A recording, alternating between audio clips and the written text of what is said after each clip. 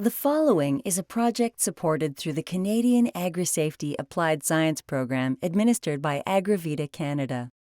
Low-cost rollover protective structures.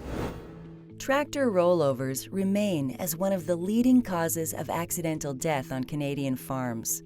However, rollover protective structures, or ROPS, are a highly effective solution to prevent tractor rollover-related deaths.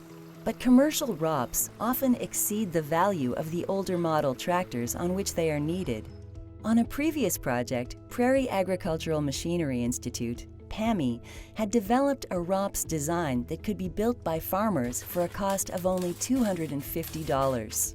This new project will build on the previous ROPS pilot project, including additional development of ROPS designs.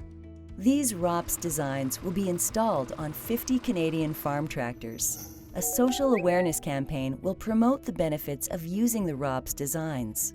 A website to provide plans to producers and an occupational health and safety compliance certification process will be developed. This project will pilot the necessary steps to build a national ROPS program in Canada.